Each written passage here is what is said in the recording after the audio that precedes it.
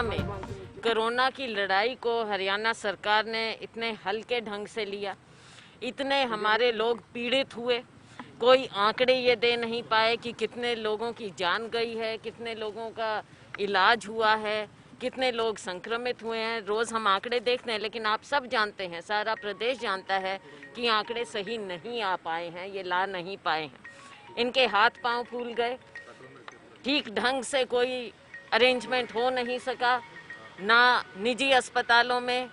तरह तरह की बातें हैं, बहुत सी बातें हैं, हम उन्हें समय समय पर उजागर करते रहे। लेकिन आज का मुद्दा जो है, आज का मुद्दा ये है कि हम चाहते हैं कि पूरे देश में और हरियाणा में, क्योंकि ये हमने ज्ञापन दिया है आज महामहिम राष्ट्रपति महोदय के नाम, महामहिम राज्यपाल जी के माध्यम से, तो हमारी यही मांग है कि हमारे हर एक नागरिक को, उसमें सभी हरियाणा वासी आते हैं, कि सभी नागरिकों को मुफ्त उनका वैक्सीनेशन हो और सभी का हो, मुफ्त हो। क्योंकि आप देख रहे हैं कि आज के दिन क्या, ये तो कमर्शियल बिजनेस बन गया है।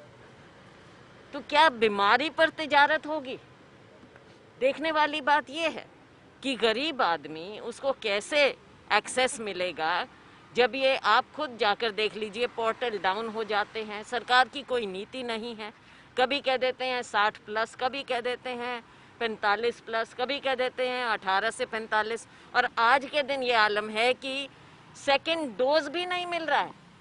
जिनको फर्स्ट डोज मिल चुका है वो सेकंड डोज भी नहीं सुनिश्चित ये कर पा रहे हैं।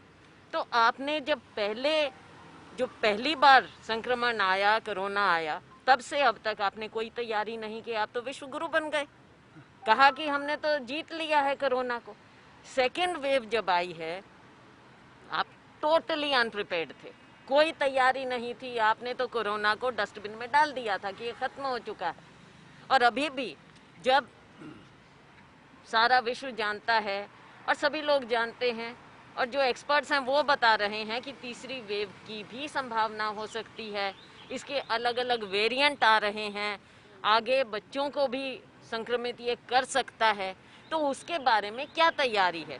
हमारी यही सटीक मांग है कि सबका वैक्सीनेशन होना चाहिए, यूनिवर्सल, और सबका फ्री में होना चाहिए। ये जो बिजनेस आपने शुरू कर दिया है, केंद्र सरकार ने जिस तरह से हाथ खड़े कर दिए हैं, अलग अलग दर तय कर दी हैं, वो भी अपने नागरिकों के लिए।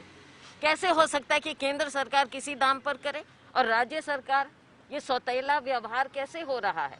और फिर राज्यों में भी जो नॉन बीजेपी सरकार हैं उनके साथ क्या व्यवहार हो रहा है, और जो इनके अपने बीजेपी रूल स्टेट्स हैं वहाँ पर क्या?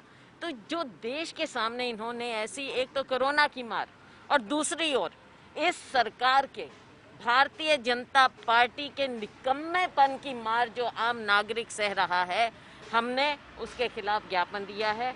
और हम उम्मीद करते हैं कि महामहिम राष्ट्रपति महोदय अपनी सरकार को डायरेक्ट करेंगे कि सबका वैक्सीनेशन होना चाहिए और फ्री में वैक्सीन। देखिए, हमने राज्यपाल के संज्ञान में, राज्यपाल जी के माध्यम से हमने राष्ट्रपति महोदय को ज्ञापन दिया है, जिसमें हमने अपनी मांग, जो हमारे कांग्रेस के शीर्ष नेता उठाते आ रहे हैं, आदरणीय राहुल गांधी जी और प्रियंका गांधी जी, जिसमें एक मांग की गई है कि बिना भेदभाव के समस्त भारत के जो भी इस इसकी इस भूमि पर जो भी नागरिक, जो भी मानवीय जीवन है, उनको समस्त को टीकाकरण होना चाहिए बिना भेदभाव की। आयु सीमा लगा दी गई कि 18 से 45 वर्ष सबको लगना चाहिए। एक तो हमारी मुख्य रूप से मांग ये है, और दूसरी मांग ये है कि निःशुल्क, ये जो इसमें इसकी कीमतों में भी जो फ़र्क आ रहा है कि राज्यों को कुछ उस पर दी जा रही है, निजी अस्पतालों को किसी कीमत पर दी जा रही है,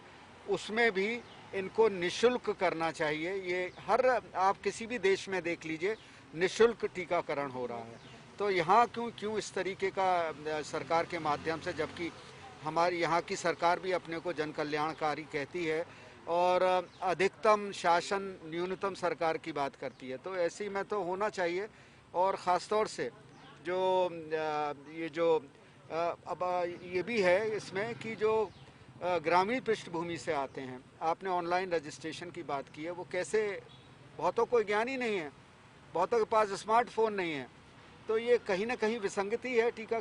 हमसे जुड़े रहने के लिए हमारे YouTube चैनल को सब्सक्राइब करें और नई वीडियो की नोटिफिकेशन के लिए बेल आइकॉन को दबाएं।